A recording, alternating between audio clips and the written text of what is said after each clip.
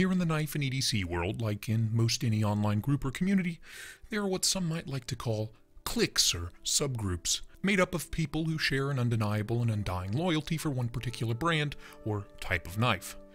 To me, what comes to mind immediately when I think about these subgroups are the Spyderco Spidey Sluts, the bushcrafting community, and the Benchmade Boys, or the Benchmade Butterflies. I work a 9-to-5 desk job and live in a semi-major city, and although I spent my youth in and around the wilderness, I share little to nothing in common with the bushcrafters. If I need to light a fire, I'll get some old newspaper, cardboard, and a barbecue lighter, and if I need to split some wood, well, I'll use a wedge or an axe.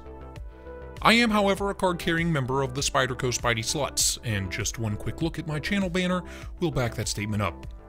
It's the Benchmade Boys that I both share a lot with, but also fall quite a long way short of their membership requirements. I've only ever owned two Benchmates, the Grizzly Ridge, that is kind of universally hated among true Benchmade Butterfly boys, and the Mini Grip. But the Mini Grip that looks and feels more like a Spyderco than a Benchmade. Good news! But I'm here to happily report that my undying Spyderco loyalty has been swayed, if ever so slightly, by this.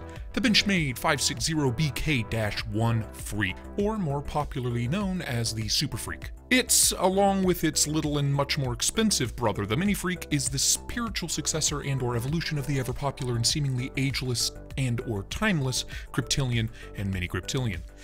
Upgraded and overhauled from the ground up to be harder working and better looking, at least to my eye, than its predecessors.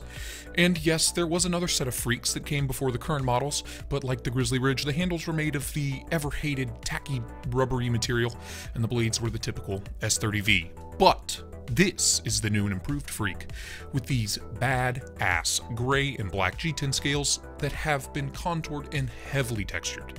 And I'm really in love with the looks and the feel in the hand. The milling for the texturing is done to almost look random, or as if done by hand with a chisel. And it is above and beyond a massive improvement over the offerings on the Griptilians and the old Freeks. The stunning scales are set on top of these phenomenal-looking, dark, almost blood-red G10 liners. I guess you could call them liners, because there's stainless steel liners countersunk within these liners, and supported by a set of red standoffs. Overall, the colors here work perfectly together, and this hard-use, heavy-duty Benchmade sets itself apart from the rest of the Butterflies by being a knife that I enjoy to look at, and one that I enjoy to show off.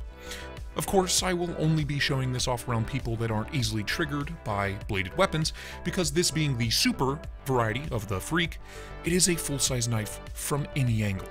The coated CPM M4 drop point blade comes in at a whopping 3.6 inches, and open up we're looking at an overall length of 8.46 inches. And speaking of that blade, yes, CPM M4, a top-tier, modern, hard-use super steel, not a stainless steel by any means, but definitely a steel that can take one hell of a beating before needing to be touched up. We bought new bedroom furniture around the time I first picked up this knife, so I was able to run a little edge retention test of my own with all of those massive IKEA boxes, and the edge held up to the incredible amount of cardboard. We're talking 315 linear feet of heavy-duty reinforced IKEA furniture cardboard.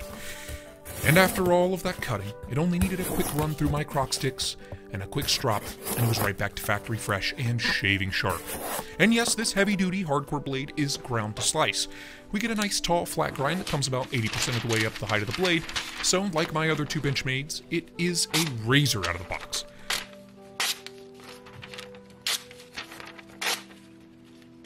All that being said, this has become my go-to hard-use folder for a reason.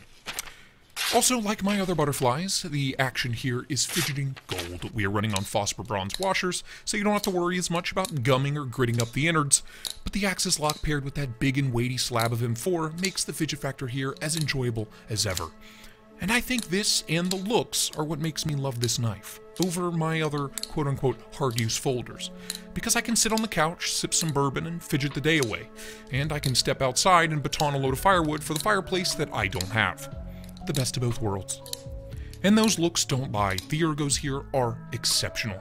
And even though I wish we got a usable finger choil on such a large knife in the hand during any and every task I could throw at it, it is like a Tempur-Pedic mattress in the hands, just melting into the nooks and crannies of the palm flawlessly. And all of that contour and texturing gives me all the grippiness and confidence in the world that I'm not going to slip off the handles while breaking down that extra thick IKEA cardboard we talked about. I did pick up an MXG deep carry clip for mine because the stock clip worked well enough, just it kind of looked like a penis. And there's an ill-placed lanyard hole, which is annoying. Why Benchmade? Remove the lanyard hole, or move it, please. All of that being said, the Super Freek has become a fan favorite lately, and a quick scroll through Reddit or Instagram will back that statement up. It's become a favorite for a reason, though. It looks great, it cuts extremely well, it's as fidget-friendly as any Axis lock knife, and it's touting a full-blown hard-use mega uber super steel, and all for under $200. This full-size butterfly will run you at retail around $195, and in the past I have scolded Benchmade for being overpriced, but I really don't see any issues with that price tag. Considering this particular Benchy has finally given me a reason to question my undying Spyderco loyalty, I think that says a lot. For me, this knife feels like a turning point for the Butterfly Boys. More stuff like this, in or under this price point, might give me an excuse to look at, and maybe even purchase, more Benchmades. But I have to say, after seeing their 2021 lineup, I'm not seeing a lot that tickles my pickle. So don't quote me on that, at least not yet. So, until next time, thank you for watching. Bye-bye now.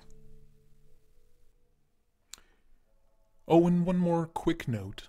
We just recently crossed 100 subscribers on this channel. It's only been about a month and a half, and I cannot thank you all enough for your kind words and endless support. These videos take a violently long time to make, and I'm just kind of glad that somebody cares enough to watch them. So, thank you. And if you haven't already, please be sure to like, comment, and subscribe. I really hate asking and or begging for you to click a button, but just click the button. I mean, how hard could it be? I do it all the time. I subscribe to everybody. The weirdest shit on YouTube. If it exists, I'm subscribed to the channel. So yeah, hit the subscribe button. Hit the little ding-a-ling bell. Why not? Couldn't hurt, right? Thanks.